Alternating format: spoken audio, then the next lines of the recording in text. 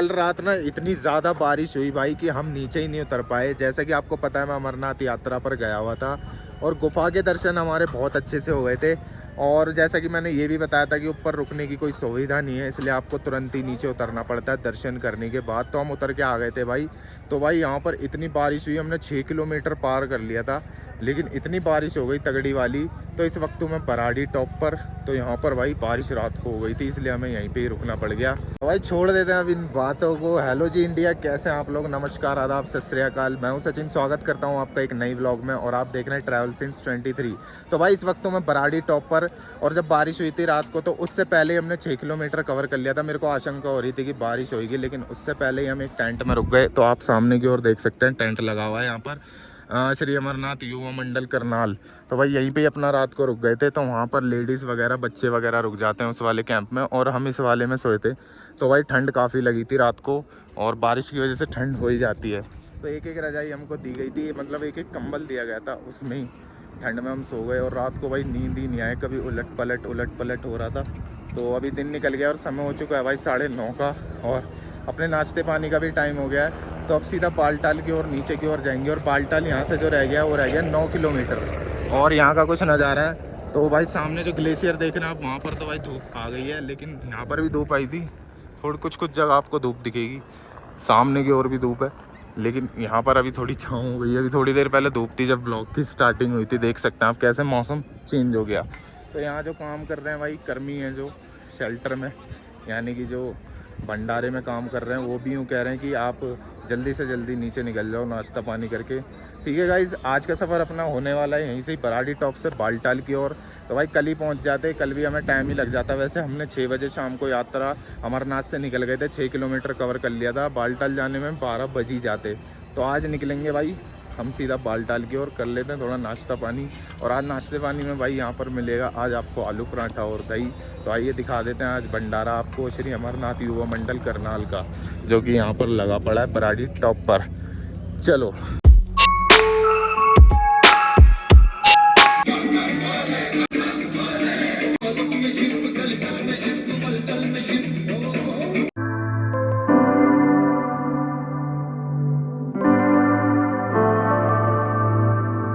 तो चलो जी, अपना फाइनली खाना पीना खा के हम निकल चुके हैं भाई बराड़ी टॉप से बालटाल की ओर। और जैसा कि मैंने बताया भाई, यहाँ से बालटाल की दूरी पड़ जाती है 8.5 किलोमीटर, जिसको कवर करने में 3 घंटे, 3.5 घंटे और 4 घंटे भी लग सकते हैं, क्योंकि बीच बीच में भाई कैंप भंडारे वगैरह भी पड़ते हैं, तो उनमें हम रेस्ट कर लेते हैं। चले। और धूप पड़ चुकी है, मौसम कुछ ऐसा है, पीछे की साइड छाँव हो रही है और आगे की साइड धूप हो रही है। जैसे जैसे नीचे जाते रहेंगे ना, तो धूप और गर्मी दोनों बढ़ती रहेगी। तो ठीक है दोस्तों, आज के व्लॉग में बने रहेगा, व्लॉग को पूरा देखना, व्लॉग में बहुत मज़ा आएगा। और नीचे जाते वक्त भी क्या क्या अपडेट्स रहेंगी सारी आपको देता रहूँगा। ठीक है। और देन धूप निकल गई है, और रास्ता भाई बारिश की वजह से पूरा ख़राब हो गया है, पूरी कीचड़ हो गई है। ठीक है, चलते हैं। तो भाई सुबह कैंप से भी उठ के देख रहा था, और अब चलते चलते भी यही देख रहा हूँ कि भाई हमें ना पैदल वाले यात्री बहुत कम दिख रहे हैं, और सारे ही घोड़े पे जा रहे हैं, सारे ही घोड़ों को परेशान कर रहे हैं। भाई यार, जब नहीं है बस की तो अपने घर पे बैठो यार। बंदे 20-20, 24-24, 27-27 साल के बंदे घोड़ों को दबा के बैठे हैं, पता है, उनकी जान निकले जा रही है, और बंदे ऊपर उनके ऊपर बैठ के वीडियो बनाने में मस्त हैं। तो भाई ये देख रहे हो, मतलब मेरा तो ये कहना भाई, नहीं है बस की तो घर पे रहो यार। आप आते हो, मतलब आप अमरनाथ आ रहे हो, आप किस लिए आ रहे हो? आप दर्शन करने आ रहे हो, आप इच्छा करने, मतलब इच्छा मांगने आ रहे हो कि आपके सारे पाप धुलें और आपकी सारी मनोकामनाएं पूरे हों। तो भाई पहला पाप तो आप घोड़े पे ही बैठ के कर देते हो, यही कुछ अपडेट है। तो भाई ये बड़े बुजुर्गों के लिए बना है, ये जवानियों के लिए नहीं है। हम ही ठीक है इससे, तो हम तो पैदल आ रहे हैं और पैदल ही गए थे। पता नहीं यार क्यों परेशान करते हैं बेचारे को। पिछली वीडियो में देखा भाई, एक घोड़ा मर भी गया था।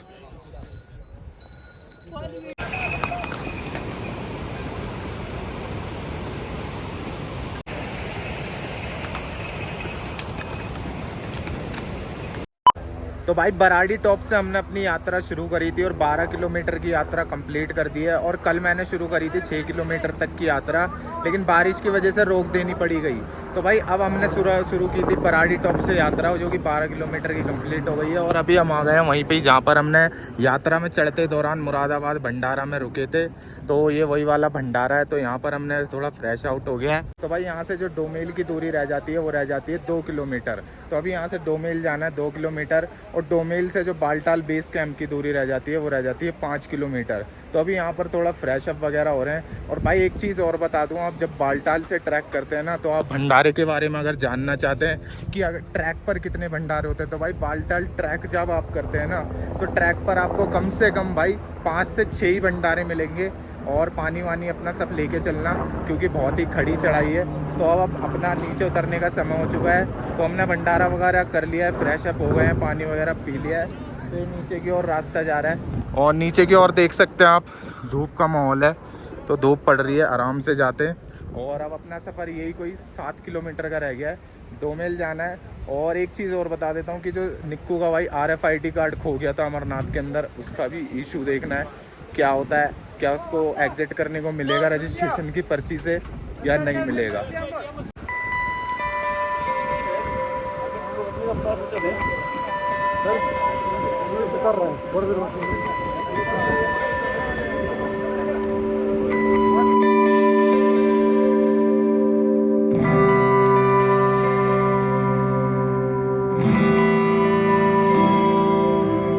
तो दोस्तों अभी मैं पहुंच चुका हूं डोमेल, अपनी पूरी अमरनाथ की यात्रा कंप्लीट करके। ठीक है, यहां से अपना एग्जिट हो जाता है भाई डोमेल के लिए, और यहीं पे अपने RFID कार्ड हमसे ले लिए जाते हैं।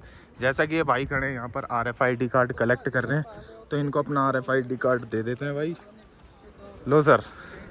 तो भाई यहाँ पर अपना RFID कार्ड जमा हो जाता है, और ये रास्ता पूरा बालटाल से अमरनाथ की ओर जा रहा है, और यहाँ से बेस कैंप की ओर। ठीक है, तो भाई अपना निक्कू भाई हमको मिल चुका है, और ये मेरे से पहले डोमेल में पहुंच गया था, और मैं अभी पहुंचा हूं। और जो RFID कार्ड वाला इशू था, मैंने तो अपना पीछे जमा करवा दिया, लेकिन जब निक्कू से आगे पूछा कि तेरे से क्या हुआ, तेरे साथ क्या करा उन्होंने, तो ये कह रहा मेरे साथ करा कुछ नहीं, इनने बस इतना बोल दिया कि मेरा RFID कार्ड अमरनाथ यात्रा में गिर चुका था, तो उन्होंने बस सिंपल बोल दिया जाओ। तो ज़्यादा कुछ झेलना नहीं पड़ा। हमें तो लगा रजिस्ट्रेशन पर्ची वगैरह दिखानी पड़ेगी, बहुत ज़्यादा झमेला हो जाएगा कार्ड खोने से, पर ऐसा कुछ नहीं हुआ। तो अभी जा रहे हैं बालटाल बेस कैंप की ओर, और डोमेल हम पहुंच चुके हैं, और डोमेल को पार करते हैं। और मौसम देख सकता हूँ कितना प्यारा हो रहा भाई, ऊपर के बादल, और धूप भी निकल गई। और भाई यहाँ पर तो थोड़ी गर्मी होती है बालटाल बेस कैंप में, ऊपर भी धूप होती है अमरनाथ में, लेकिन सुबह उसके बाद जो शाम को ठंड होती है ना, वो बड़ी ज़बरदस्त होती है। तो ये थी कुछ मौसम की अपडेट। दो कंबल पहनने के बाद भी ठंड लग रही थी। हाँ भाई, कल हम जब सोए ना वहाँ बराड़ी टॉप पर, तो वहाँ पर एक एक कंबल ले लिया हमने। बराड़ी टॉप का जो बंदा था, जो वहाँ पर सेवा कर रहा था, सेवादार था, उसने बोला एक एक कंबल और ले लो। हमने बोला नहीं यार, हम सो जाएंगे। सो जाएंगे बोल के तो सोए ही नहीं हम। तो ऐसा कुछ हो गया। तो भाई ये आ जाता हमारा चेक पॉइंट, देख सकते हैं आप सामने डोमेल का चेक पॉइंट है। इससे आगे पहला चेक पॉइंट पड़ता है, और ये दूसरा चेक पॉइंट है। तो यहाँ पहुँच चुके हैं, और उसके बाद सीधा बेस कैंप निकल जाएंगे। ठीक है जी, ओके। तो भाई डोमेल पार करने के बाद बीच में एक भंडारा चल रहा है, जहाँ जिसका नाम है गुड़गांव का भंडारा, मतलब गुड़गांव के लोग हैं वो ये भंडारा चला रहे हैं। तो आइए अब मैं आपको दीदार भी करवा ही देता हूँ कि भाई भंडारे में अमरनाथ के क्या क्या चलता है। आओ दिखा देते हैं आपको सारा भोजन, जितना भी व्यंजन है सारा दिखा देते हैं। तो ये वाला कुछ भाई पंडाल लगा पड़ा है, ये गुड़गांव से है सारा भंडारा यहाँ पर। तो आप देख सकते हैं यहाँ पर पूरा भंडारा लगा हुआ है। तो आइए दिखा देते हैं व्यंजन में क्या क्या है, और अपने आर्मी वाले भाई भी लगे पड़े हैं खाने के लिए। तो भाई ये कुछ सेटअप है अपना भंडारे का, यहाँ पर आप देख सकते हैं। तो एक गुड़गांव का भंडारा है यहाँ पर। लीजिए आप लोग, जय बोलेगी अंकल, जय बोलेगी। तो भाई यहाँ देख सकते हैं आपको चावल मिल जाएंगे, दाल मखनी है, आगे क्या अंकल? आलू है, आगे खीर, आगे खीर, आगे पूरी, आगे पूरी, आगे पानी, आगे पानी, आगे चाय, आगे चाय, और बोलो आगे चने, उससे आगे भोलेनाथ और सेवानाथ। चलो खड़े हैं आपकी तो भाई ये कुछ सेटअप है, देख लिया यहाँ पर 4 चीजें लगी हुई हैं, चावल, दाल मखनी, अचार है, और सलाद भी मिलेगा आपको। फुल भाई डीलक्स थाली बना के आप अपनी खा सकते हैं यहाँ पर महादेव की कृपा से। और आगे की ओर दिखा देता हूँ भाई, पूड़ी वगैरह भी है। तो भाई यहाँ पर देख सकते हैं, यहाँ छोले की सब्जी है, चावल है और यहाँ भी खीर है और पूड़ी है। ठीक है गाइस, ये अपना कुछ खाना पीना है। गुड़गांव की भंडारे में हार्दिक स्वागत है। तो यहाँ पर आपको मिल जाएगा जब आप बालटाल से अमरनाथ की ओर जाते हैं, तो बीच में यहाँ पर सेवा का आनंद लेके ज़रूर जाएं। तो लो जी, अपना खाना पीना भी हो गया, मतलब दोपहर का लंच हो गया और समय हो चुका है भाई दोपहर के 2 बजे का। और हमने गुड़गांव वाले भंडारे में अपना भंडारा कर लिया है और सुबह सुबह 9 बजे 9:30 बजे हमने नाश्ता कर लिया था बराड़ी टॉप पर ही। और अब जा रहे हैं अपना सीधा बेस कैंप की ओर, जहाँ से 2 से 3 किलोमीटर दूर है। तो जो हम पहले जहाँ रुके थे बर्फानी सेवा मंडल में, वहीं की ओर जा रहे हैं और वहीं पे ही रुकेंगे और अपना आराम वगैरह करेंगे। ठीक है गाइस, चलते हैं आगे की ओर। तो गाइस अभी पहुंच चुके हैं हम बर्फानी सेवा मंडल में और समय हो चुका है भाई 2 बजे का। और हमने पीछे ही अपना गुड़गांव वाली भंडारे में अपना भंडारा कर लिया था और यहाँ पे भी भाई भंडारा चालू है, आप देख सकते हैं। यहाँ पर सभी भक्त, सभी श्रद्धालु बैठ के अपना भंडारा कर रहे हैं। और ये कल निकलेंगे भाई, कल बालटाल से श्री अमरनाथ की ओर। और हम तो अमरनाथ की यात्रा करके आ गए हैं और भाई पैरों में हो रहा था दर्द। और आप बर्फानी सेवा मंडल में एक चीज़ का फ़ायदा भी उठा सकते हैं, एक सेवा और है। और भाई यहाँ चल रही है मेरे पैरों की मसाज, मस्त करके एकदम मज़ा आ रहा है और सारा दर्द गायब कर देगी ये मशीन। तो बर्फानी सेवा मंडल के अंदर आपको ऐसी मशीन मिल जाएगी, आप यहाँ पर अपनी मसाज वगैरह कर सकते हैं। तो ठीक है, अभी अंदर की ओर जाएंगे, अपना जहाँ पर हम पहले रुके थे वहीं पे अपने बैग वैग रख के आराम से आराम करेंगे। और निक्को आते ही भाई यहाँ पर सो गया है, देख सकते हैं। हमारे निक्को भाई भी आ गए हैं, देख लो, मसाज करवाने के लिए। भाई कैसा लग रहा है? गुलगुली हो रही है। गुलगुली हो रही है, शुरू में होगी, उसके बाद नहीं होगी। तो भाई यात्रा करके हमारा लौंडा थक गया था, सबसे आगे आगे ही भग रहा था ये। तो जब देखो जब भी बोलो ना आगे क्यों भगता है। मैं तो अमरनाथ गया हूँ, मैं तो डील करके गया हूँ। यात्रा करी है यार, पैदल बहुत। तो भाई के चरण यहाँ पर मशीन सही से दबाई जा रही है, देख सकते हैं आप। बड़ा अच्छा इंतजाम कर रखा है इन्होंने, बहुत बढ़िया भाई। खाने का भी कोई जवाब नहीं, रहने का कोई जवाब नहीं। तो विक्स खाएगा? ऐसी कोई मेडिसिन नहीं खानी। विक्स खा ले यार, वह क्योंकि तेरी आवाज़ तो निकलती नहीं तेज की। Hello guys. हर हर महादेव। हर हर महादेव। तेरी देखो बिना विक्स के ठीक होता है ये लड़का। छाती टूट गई बाबा, इतनी देर में मार यार। तो भाई अभी हम मसाज करवा के ना थोड़ा रेस्ट करके आपको एक ऐसी चीज़ दिखाएंगे जो कि बहुत ही बढ़िया चीज़ है। और भाई वो जब बनेगी ना तो भाई मज़ा ही आ जाएगा। तो आपको उसके भी नज़ारे दिखाएंगे, बस आप थोड़ा इंतज़ार करो भाई, वो चीज़ ही अलग है। ठीक है, क्या दिखा रहा है?